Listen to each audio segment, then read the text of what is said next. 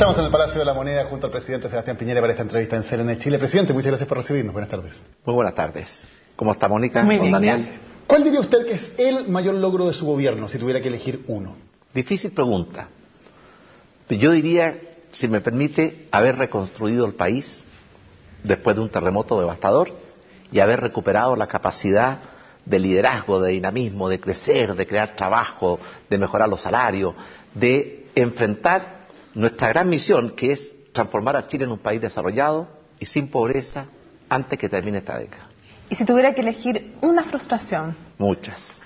Pero una. Muchas. Por ejemplo, yo creo que hubo algunos conflictos sociales que pudimos haber evitado, como lo que ocurrió en Magallanes, lo que ocurrió en Aysén. Pero dentro de los logros, pues yo prefiero hablar de los logros que de las frustraciones, también recuerdo con emoción el rescate de los mineros, porque fue algo que con lo que nos comprometimos en cuerpo y alma, y lo que empezó como una tragedia, terminó como una bendición. La reconstrucción, presidente, comenzó en 2010, lo de los mineros también fue en 2010. ¿Siente que lo mejor de su gobierno estuvo en ese principio, en ese primer año? Ese fue un año de mucha siembra, pero ahora estamos cosechando. La reconstrucción empezó el 2010, pero la estamos terminando ahora. Por ejemplo, en las últimas semanas hemos inaugurado miles, decenas de miles de viviendas, y usted, cuando ve la emoción con que la familia ingresa a esa casa nueva, al sueño de la casa propia, yo siempre les recuerdo que no solamente entren a una casa nueva, sino que empiecen una vida nueva. Y por eso los llamo, como si fuera un sacerdote, a dejar de lado todo lo malo de sus vidas y a entrar con un espíritu nuevo, renovado, de futuro.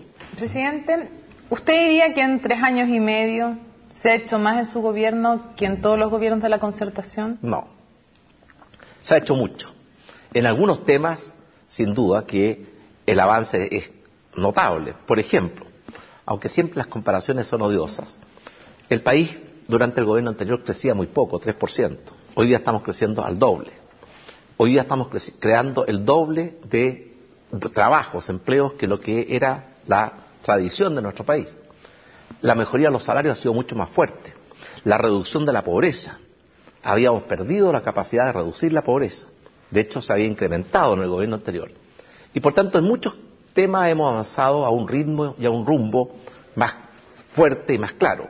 Pero sin duda los gobiernos de la Concertación también hicieron mucho por este país, y yo reconozco entre sus principales logros el haber participado en la recuperación de la democracia y en la consolidación de la democracia. Presidente, ¿y los partidos políticos que lo apoyan, la UDI y Renovación Nacional, han estado a la altura de este desafío del primer gobierno democrático de centro-derecha en medio siglo, o se han quedado cortos? Bueno, los partidos a veces tienen sus propios objetivos.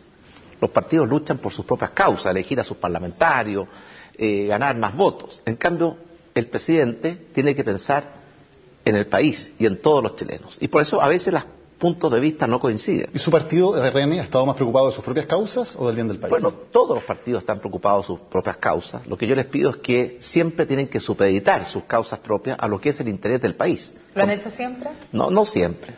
Usted sabe que no siempre. Me pregunta con su inquietud. No, no siempre. Hay veces en que siento que ellos pudieron haber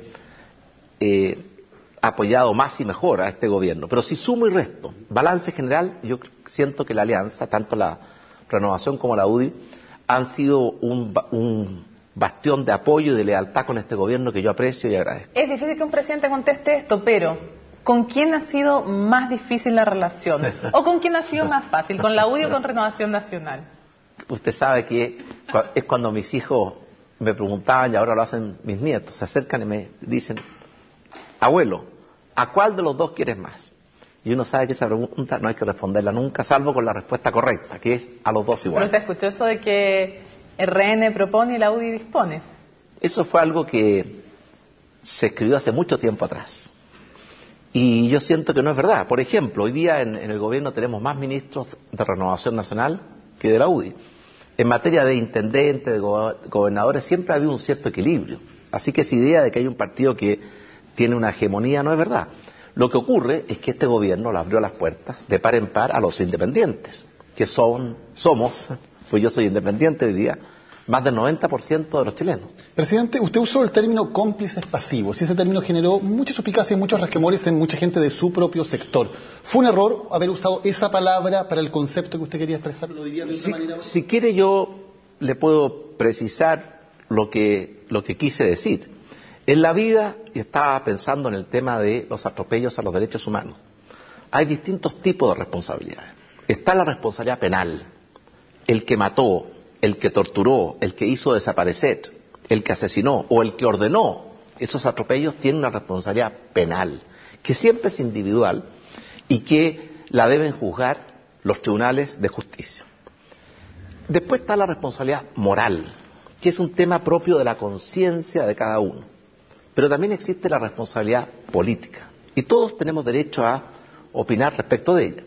Yo me estoy refiriendo a las responsabilidades políticas y lo dije muy claro, que no solamente tienen responsabilidad los que directamente participaron en los atentados a los derechos humanos, que entre paréntesis, pierden el tiempo los que pretenden justificarlo porque no se justifica en ningún tiempo, en ningún lugar, en ninguna circunstancia, ni en Chile, ni en ninguna otra parte del mundo.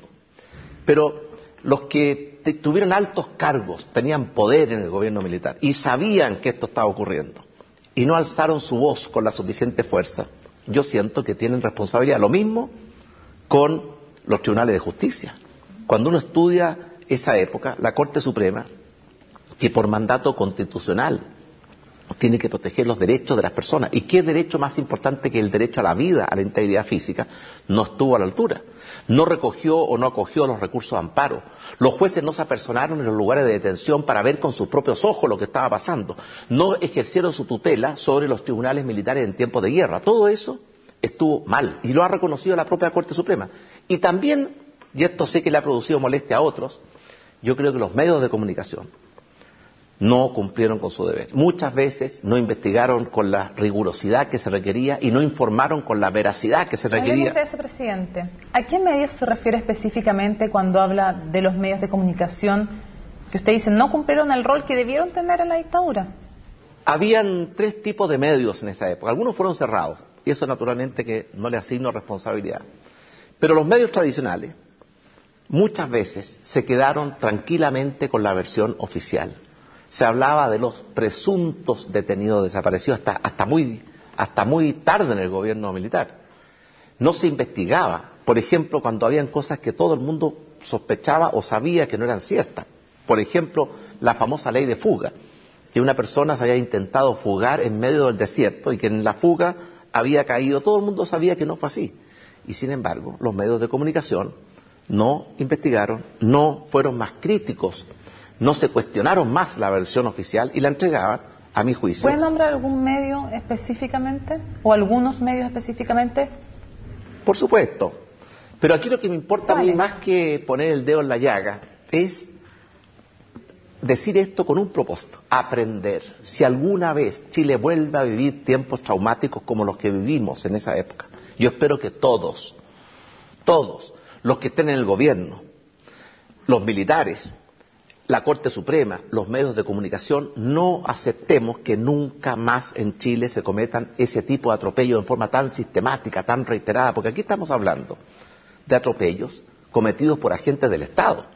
Porque yo sé que también hay atropellos a los derechos humanos que cometen los terroristas, pero es más grave cuando es el propio Estado el que está involucrado. Le preguntamos por individualizar porque también hay medios y también periodistas que se jugaron, que arriesgaron su trabajo, incluso su vida en algunas ocasiones para informar correctamente. Entonces, para hacer esa diferencia, ¿cuáles son los medios a los que usted asigna? Por ejemplo, yo aprecio y agradezco mucho la labor que tuvieron en esos tiempos, por ejemplo, las iglesias, la Vicaría de la Solidaridad, los defensores, los abogados defensores y los familiares de las víctimas, que nunca dejaron de pedir verdad y justicia.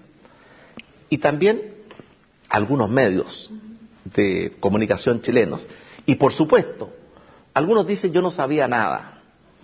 Pero la verdad es que si uno hubiera querido saber, ahí estaban los informes de la Vicaría, de las iglesias, los informes de la Comisión de Derechos Humanos de Naciones Unidas, los informes de países amigos. Y por tanto, lo que yo trato de decir con esto, que es el objetivo de levantar mi voz, es muy simple.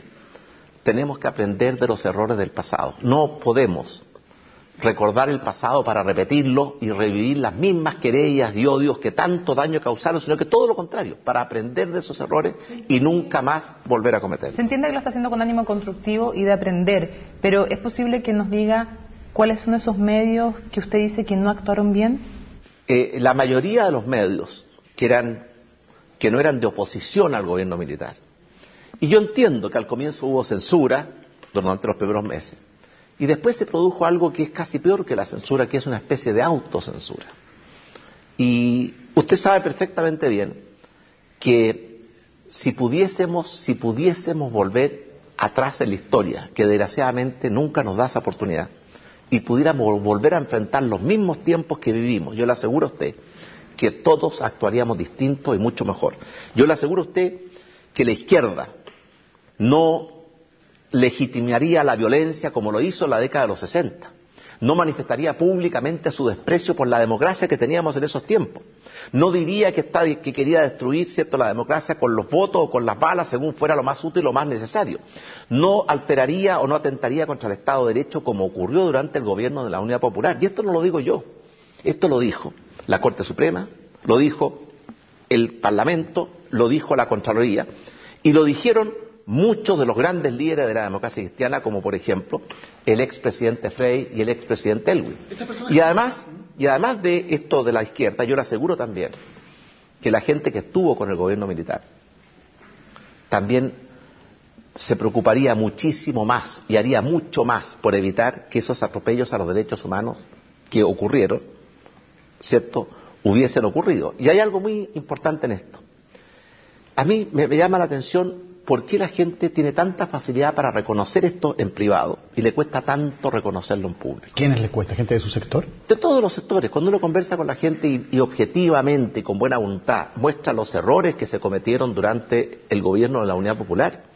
Si el gobierno de la Unidad Popular, más allá de la figura mítica de Allende, fue un gobierno que atentó contra el Estado de Derecho. Lo dijeron que había quebrantado la Constitución y las leyes, lo dijeron todos los poderes independientes. La Contraloría, la Corte Suprema, el Congreso. Y además llevó a Chile a una crisis política, económica y social de proporciones. Usted no se acuerda porque son muy jóvenes. Y sin embargo, en privado eso se reconoce con facilidad, en público cuesta reconocerlo. Y cuando uno conversa con la gente que estuvo con el gobierno militar y le hace ver cómo se permitió que durante tanto tiempo, en forma tan sistemática, en forma tan profunda, se atentara contra los derechos básicos de las personas, ellos también están de acuerdo que eso fue un error. Ojalá pudiéramos reconocer nuestros errores con mayor facilidad, porque ese es un camino que nos ayuda a enfrentar el presente y el futuro. Presidente, y precisamente cuando usted habla de estas personas que en su momento llamó cómplices pasivos, ahora habla de responsabilidades políticas. Estas personas que tienen responsabilidades políticas por haber tenido altos cargos en la dictadura, ¿es bueno para el país que sigan teniendo responsabilidades importantes? Bueno, en primer lugar, yo quiero aclarar algo. El hecho de haber trabajado de buena fe, de buena voluntad y haber entregado lo mejor de sí mismo en el gobierno de la Unidad Popular o en el gobierno militar, como yo conozco a muchos que hoy día siguen en el Parlamento o estuvieron en los gobiernos de la Concertación o están en el actual gobierno, no es de por sí un pecado, un delito o una falta. Lo que sí es un pecado y es un delito son aquellos que atentaron contra los derechos humanos o no hicieron lo que debieron haber hecho para evitar esos atentados. Y por tanto yo no quiero... Perdón, presidente, ¿y alguien que fue, por ejemplo, subsecretario del Interior o subsecretario general de Gobierno cuando se producían esos atentados, ¿se puede decir que hizo lo suficiente para evitarlos? Mire, yo tendría que entrar al caso particular, conocer exactamente qué supo, qué no supo, qué hizo, qué no hizo. Por eso yo prefiero destacar el hecho. Yo sé que a ustedes les gusta que yo marque con el dedo a alguien, pero yo conozco a mucha gente que trabajó en el gobierno de la Unidad Popular y que trabajó en el gobierno militar y que lo hicieron de buena fe, bien intencionados, pensando lo mejor para Chile. Y esas personas tienen pleno derecho a seguir contribuyendo a nuestro país. Otros temas, y cerrar este, dentro del término que usted empleó, cómplices pasivos, ¿Jaime Guzmán fue un cómplice pasivo del régimen militar? Mire, para juzgar a una persona, y esto es algo por lo cual yo tengo gran respeto, uno tiene que conocer, ¿cierto?, los hechos, las circunstancias, lo que hizo, lo que no hizo.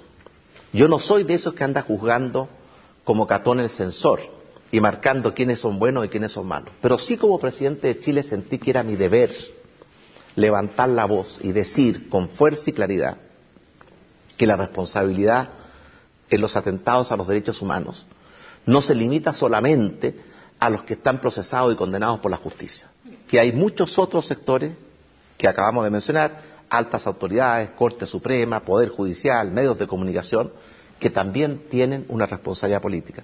Y yo estoy seguro que ellos lo comparten. La mejor prueba de ello es que usted vio cómo la Corte Suprema reconoció de que no hizo lo que debió haber hecho. Y yo siento que muchos medios también han reconocido. A otros les cuesta más. Presidente, Manuel Contreras, el peor violador de los derechos humanos en Chile, condenado por múltiples causas, hoy está cumpliendo condena en un recinto militar bajo custodia de Gendarmería. ¿Debe seguir ahí o debe ser trasladado a una cárcel, como por ejemplo la cárcel de alta seguridad? Mire, la cárcel de Punta Peuco se construyó en tiempo del gobierno del presidente Frei. La cárcel Cordillera, donde está Manuel Contreras, se construyó en tiempo del presidente Lagos. Yo estoy revisando como presidente si se justifica que existe una cárcel como Cordillera, donde entiendo que hay solamente 10 personas privadas de libertad con más de 40 gendarmes. Estamos estudiando si eso se justifica, cuáles fueron las razones que tuvo el presidente Lagos para haber construido esa cárcel y qué medida podemos tomar al respecto. Hay algo que sí quiero decir, de que yo por de pronto pienso que Manuel Contreras, que está condenado a más de 300 años de prisión por haber, de acuerdo a los tribunales de justicia chilenos, haber violado sistemática, grave y cruelmente los derechos de las personas, es una persona que no merece, desde mi punto de vista y desde mi criterio, ningún aprecio, ninguna justificación, ninguna cercanía. Yo lo siento como alguien realmente que le hizo un tremendo daño a nuestro país. Pero también es una persona humana. Y como tal haya hecho lo que haya hecho, tiene que estar en un lugar que garantice su seguridad. ¿Merece algún privilegio como lo que tiene hoy? Por supuesto que no. El único derecho que tiene él y todos los demás presos es que el Estado, cuando a una persona lo priva de su libertad porque cometió un delito y los tribunales de justicia lo sancionaron, el Estado tiene que garantizar su seguridad. Y en la cárcel de alta seguridad no podría ser un buen lugar para garantizar su seguridad, pero que no tuviera privilegios por sobre el resto. Por eso lo que estamos pensando, Mónica, es si se justifica o no se justifica tener el penal Cordillera y además Punta Peuco. Lo estamos viendo, yo apenas me informé de esta situación. Antes de estos hechos, le pedí a la ministra de Justicia que me hiciera un completo informe, no solamente de lo que hay hoy día, sino que por qué se hizo, porque esto se hizo en gobiernos anteriores. Okay. Yo tengo ese informe y lo estoy estudiando con mucha atención y en los próximos días voy a tomar una determinación al respecto. Presidente, hay un proyecto de ley que busca que automáticamente quienes violen los derechos humanos, esos militares, sean degradados. ¿Usted apoya esa iniciativa? Por supuesto que a quien le gusta que una persona que ha sido condenada por violar los derechos humanos en Chile siga teniendo rango y grados militares, porque yo tengo un gran aprecio por nuestras Fuerzas Armadas. Más allá de que algunos de sus miembros cometieron crímenes horribles, yo tengo un gran aprecio por lo que ha sido su historia y por el aporte que han hecho a nuestro país.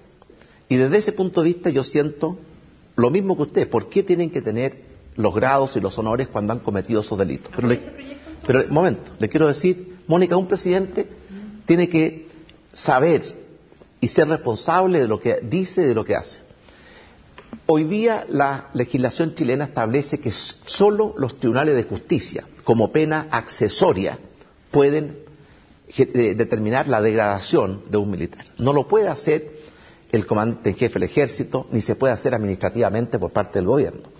Si hubiese un proyecto de ley que cambiase esto, yo quiero que los chilenos sepan que en materia penal los proyectos de ley no tienen efecto retroactivo, sino que rigen de ahí hacia adelante. Y por lo tanto, incluso si aprobamos un proyecto de ley, va a servir para casos futuros.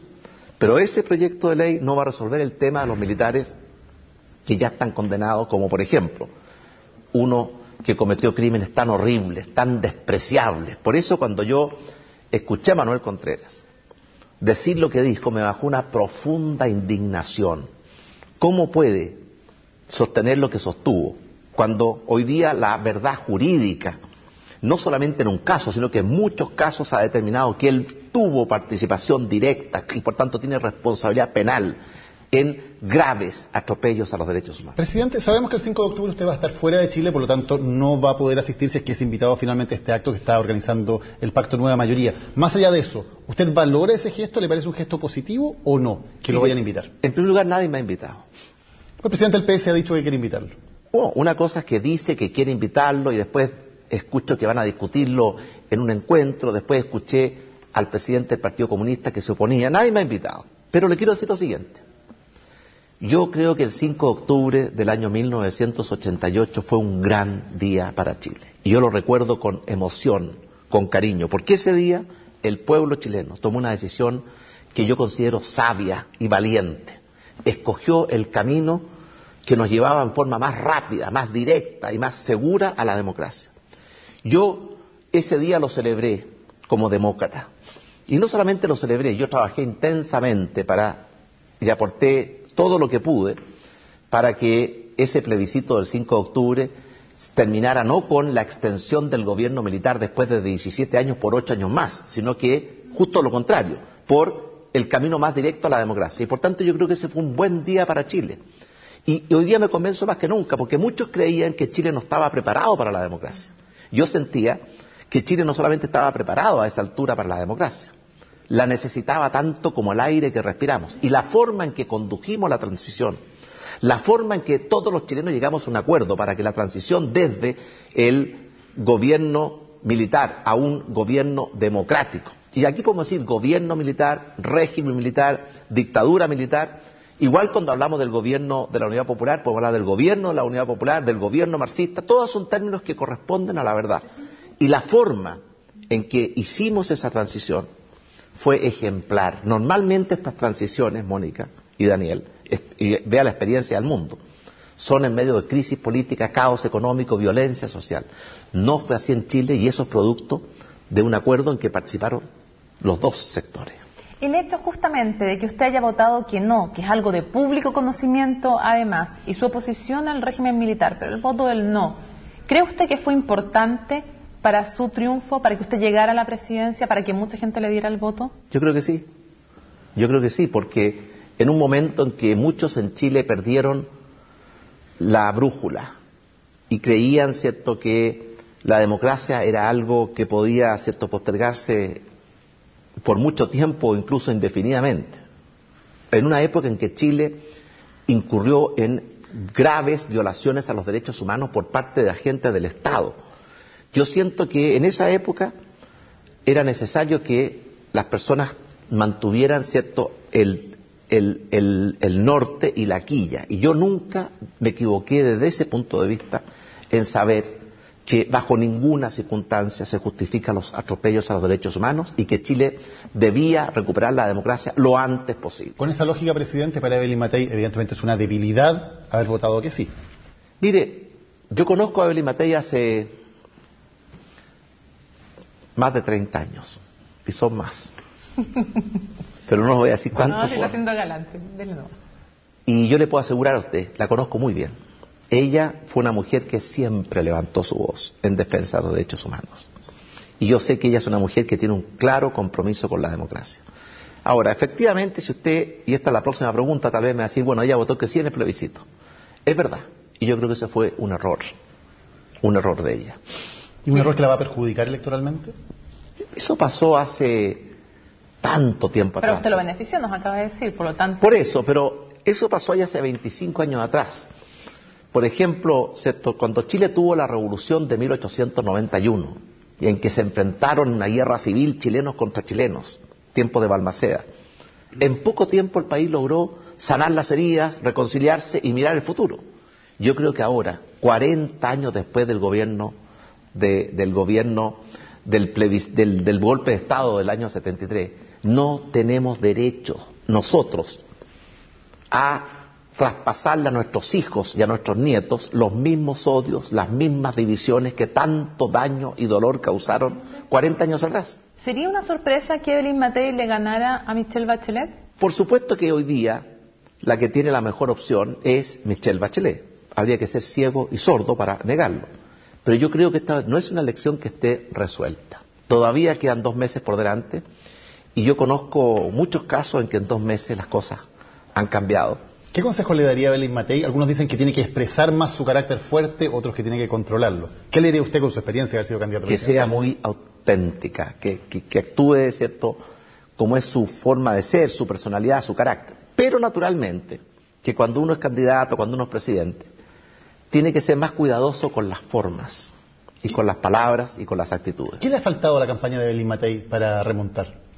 Bueno, está remontando.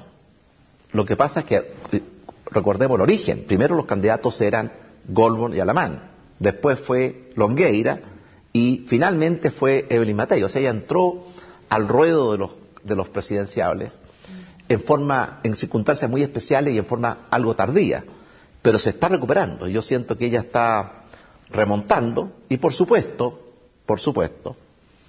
que si usted me pregunta quién va encabezando esta carrera hoy día, yo creo y pienso, como muchos chilenos, que hoy la delantera la lleva Michelle Bachelet, pero las elecciones son el 17 de noviembre. Ahora, usted nombraba justamente a los candidatos anteriores.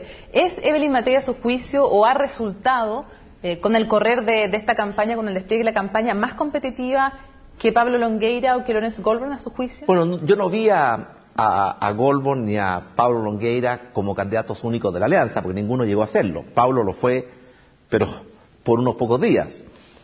Y por lo tanto esa comparación no la puedo hacer, pero yo siento que Evelyn Matei está entregando lo que uno espera de un candidato. Ella, en circunstancias muy difíciles, con muchas dificultades, está haciendo una campaña con una fuerza, con una voluntad, con un compromiso que a mí, cierto, me genera mucha admiración y gratitud. Presidente, en una palabra, Marcel Claude, ¿cuál es la primera palabra que se le viene a la cabeza? Un idealista. Rosana Miranda. Una luchadora social. Alfredo Sfer. Un gran defensor de la naturaleza.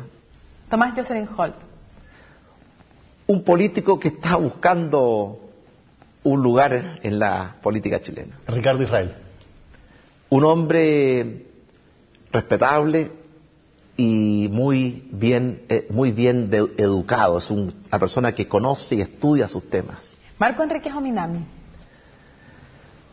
Un luchador, lo demostró en la campaña anterior, lo está demostrando hoy día. Franco Parisi. Parisi es una persona a la cual yo le tengo un aprecio especial. Él trabajó en alguna de mis campañas anteriores en los equipos de trabajo de Tantauco. Y siento que él es una persona bien inspirada y que puede hacer un aporte importante porque es un hombre que tiene una gran capacidad de comunicar. ¿Diría que alguien de centro derecha, Franco Parisi?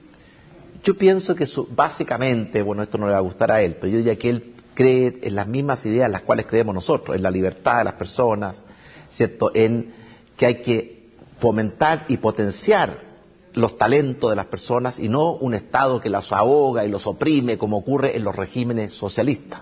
Y desde ese punto de vista yo creo que es mucho más partidario de una idea de una sociedad libre como la que creemos nosotros que una idea de una sociedad socialista como piensan otros sectores. Y antes de ir a las otras dos candidatas, en una potencial segunda vuelta entre Evelyn Matei y Michelle Bachelet, ¿a usted le parecería lógico que los votantes de Parisi votaran más por Evelyn Matei?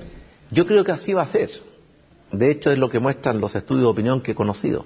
Evelyn Matei, para seguir con las opiniones en una palabra. Una mujer inteligente, preparada, con mucho carácter, valiente. Yo le tengo mucho aprecio. Michelle Bachelet. Una mujer que tiene una historia muy especial. Y todos la conocemos. Y esa historia, a mi juicio, de lo que ocurrió con su padre, con su madre, con ella misma, es una historia que genera muchas emociones. Y yo siento que ella tiene como persona una capacidad muy grande para conectarse con la gente. ¿Fue una buena presidenta? Yo creo que ella es sin duda es una buena persona. Y yo estoy seguro que ella tiene las mejores intenciones. Pero si yo evalúo su gobierno en forma objetiva, y uno de repente tiene que dejar de lado las emociones e ir a la realidad. Fue un gobierno en que Chile perdió capacidad de crecer, perdió capacidad de crear empleos, se incrementó en lugar de reducirse la pobreza. Los resultados muestran que no fue un buen gobierno. Presidente, ¿quién es el principal líder de la centroderecha? Mire. ¿Le da pudor decir que es usted? Por supuesto, Mónica. ¿Cómo no va a dar pudor hablar de uno mismo? La centroderecha ha tenido y tiene muchos líderes. Ahora, ¿cuál es el principal líder? Se lo dejamos a la ciudadanía más que a los políticos decidirlo. Presidente, usted siempre ha dicho que una de las cosas que más ha disfrutado en su vida pública es haber sido socio de Colo-Colo, en un periodo además de gloria, donde tuvieron una serie de títulos, etcétera. Cuando veo hoy lo mal que está blanco y negro, ¿le gustaría volver a Colo-Colo después del 11 de marzo? Mire, siento, por supuesto, nostalgia. Yo le cuento, nosotros con un grupo de amigos ingresamos a Colo-Colo cuando Colo-Colo estaba en lo más profundo del pozo, en quiebra, a punto de desaparecer, se estaba desmantelando. Y nosotros tomamos el liderazgo de Colo-Colo. Y yo fui director de Colo-Colo 3 años. De esos 6 campeonatos, Colo-Colo ganó 5. E incluso llegó a la final de la Copa Sudamericana. Y tenía un equipo extraordinario, mire, Bravo, Valdivia, Matías Fernández, Fierro, Alexis Sánchez, por nombrar algunos. Y por tanto, por supuesto que a todos los colocolinos, yo creo que a todos nos gusta ver un Colo-Colo disputando, ¿cierto?, los primeros lugares. ¿Le gustaría volver a usted a liderar Colo-Colo? No sé si después de haber sido presidente eso es algo que esté en mi horizonte. Pero fueron tiempos de mucha emoción, sí, porque el fútbol es pura emoción. No sé si a todos les gusta, fíjese que la corbata por acá es azul. Pero... El fútbol es pura emoción y por lo tanto yo en esos años que estuve ligado y comprometido con Colo-Colo, lo sentí como algo de gran emotividad, de gran pasión. Vibrábamos cada partido, cada gol. Presidente. Y me gustaría ver a Colo-Colo, no, ¿cierto?, peleando por no descender, sino que peleando por, ojalá algún día, volver a ganar la Copa Libertadores. Echa la salvedad que aquí la corbata es azul y el vestido rojo de la Unión. Echa esa salvedad. ¿Es de la Unión? Sí, familia. En fin, vamos a otra cosa. Hablando también después del 11 de marzo, ¿a usted le gustaría tener de nuevo un medio de comunicación y específicamente un canal o eso lo tiene descartado? Mira, a mí hay muchas cosas en la vida que me gustaría. Yo en mi vida he tenido muchas pasiones, vocaciones, compromisos. Primero fue académico. Yo fui un estudiante que quiso ser doctor en economía, profesor universitario. Me dediqué durante largas décadas a ser profesor universitario, investigador, académico. Después, un día, en forma muy brusca, sentí como que algo me llamaba y dejé la academia y entré al mundo del emprendimiento. Y me puse, ¿cierto?, a crear y formar empresas, algunas de ellas fueron muy exitosas. Pero desde el año 88, el plebiscito, yo me di cuenta que apenas llegara la democracia a Chile, mi verdadera vocación, la que estaba latente y dormida, pero viva, era la vocación de servicio público. Y la mejor prueba de ello es que los últimos 25 años yo he estado dedicado a esto. ¿Cierto? La campaña del no, el 88, fui senador 8 años, fui 2 veces presidente de Renovación Nacional, fui 2 veces candidato, ahora he sido presidente. ¿Y qué se imagina después del 11 de marzo, presidente? Mire, muchos me preguntan eso. Y yo estoy seguro de que hay vida más allá de los límites de este Palacio de la Moneda. Pero todos quieren volver. Por eso yo no le tengo miedo a dejar ni a dejar la moneda, porque yo soy una persona con muchas inquietudes, con muchas pasiones. Yo todavía tengo 1.000.000 de sueños que quisiera llevar adelante y si ustedes me los preguntan se los puedo compartir. Pero pensé, ¿le gusta la cueca entre las cosas que le gustan o no? Yo no soy un gran bailarín de cueca. Pero le gusta eso de no hay primera sin segunda. Sí. Oiga, y también hay otro dicho que dice que segundas partes nunca fueron buenas. Entonces hay de todo en la vida del Señor. Pero Frei trató de volver, Lagos también, Bachelet también. A mí me parece que esto es un poco como... ¿Se acuerda usted cuando en la Edad Media las ciudades eran sitiadas por los ejércitos y los que estaban dentro del castillo querían salir y los que estaban fuera querían entrar? Parece que lo mismo pasa con este Palacio de la Moneda, porque a mí no deja de llamarme la atención que salvo Elwin, tal vez por su edad, el presidente Lagos, el presidente Frei, la presidenta Bachelet, los 3, después de dejar esta casa, quisieron volver. ¿Usted cree que va a ser la excepción o que va a confirmar esa regla de que todos quieren volver? Cada día tiene su afán. El que calle otorga, dicen por ahí. En la vida, usted sabe, oiga, el hombre propone, Dios dispone. Y le voy a contar una anécdota. Una vez llego a mi casa y me habían hecho esta pregunta, y entre paréntesis me la han hecho ya 1.000.000 de veces en los últimos 10 días. Y mi mujer me dijo, ni lo pienses.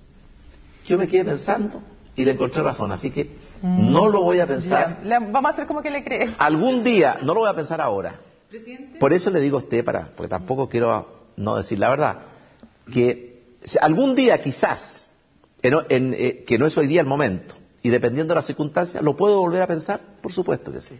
Hablando del futuro del país, y no solo de su futuro, sino del futuro del país, ¿usted cree, como dijo Carlos Larraín, que si gana el pacto llamado Nueva Mayoría, van a desmantelar la institucionalidad de nuestro país?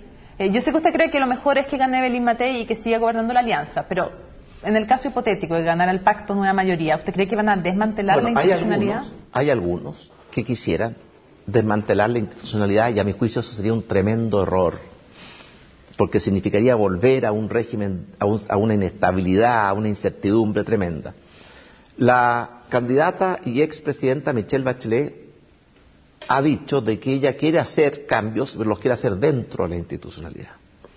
Y por tanto yo en esto creo más en la palabra de la candidata que en la palabra de los asesores. En otras palabras, le creo más al señor cura que los acólitos. Y por tanto yo no creo que esté en riesgo la institucionalidad del país, si es que acaso el resultado de la elección eligiera, ¿cierto?, a la candidata Michelle Bachelet. ¿Y hay algo que pero sí está en riesgo otra cosa. Yo creo que, y sí eso lo siento profundamente, de que Chile ha hecho un enorme esfuerzo por recuperar su liderazgo de dinamismo. Fíjese usted que en el gobierno anterior de la presidenta Bachelet, Chile cada día crecía menos, cada día creaba menos empleos, los salarios crecían cada vez menos, no estábamos creando emprendedores, sino que estábamos perdiendo emprendedores. La pobreza en lugar de bajar subía, y por tanto desde ese punto de vista, este gobierno, y vuelvo a su primera pregunta, Daniel, no solamente le tocó reconstruir el país, recibimos un país terremoteado, vamos a entregar un país reconstruido, sino que además le tocó una tarea más grande todavía, que fue recuperar la capacidad de liderazgo, de dinamismo. Hoy día Chile está entre los países que más crecen en el mundo, está entre los países que más empleo ha creado en el mundo, en términos relativos a su tamaño, que más ha aumentado los salarios, que más ha reducido la pobreza. Y esa fuerza, ese ímpetu, no es casualidad. Porque a nosotros nos ha tocado gobernar en tiempos muy difíciles. Nos tocó el terremoto, nos tocó una economía mundial en permanente crisis. Nos heredamos una economía que venía con muchos signos de fatiga y con mucho déficit fiscal. Y a pesar de ello, hoy día Chile está entre los países de mayor liderazgo, de mayor dinamismo, encabezando todos los rankings en América Latina. Y a mí lo que temo es que esa fuerza, ese rumbo, ese norte, que nos va a conducir a ser un país desarrollado y sin pobreza, el primero en América Latina, ¿se puede perder? Claro que se puede perder. Y finalmente, haciendo ese balance, presidente, ¿cuál diría usted que ha sido el mejor gobierno desde el regreso a la democracia en Chile? Yo diría que fue el gobierno del presidente Elwin. ¿Por sobre el suyo? Este gobierno todavía no termina, y hay una regla de oro que uno nunca tiene que evaluarse, ¿cierto?, en esos términos a sí mismo.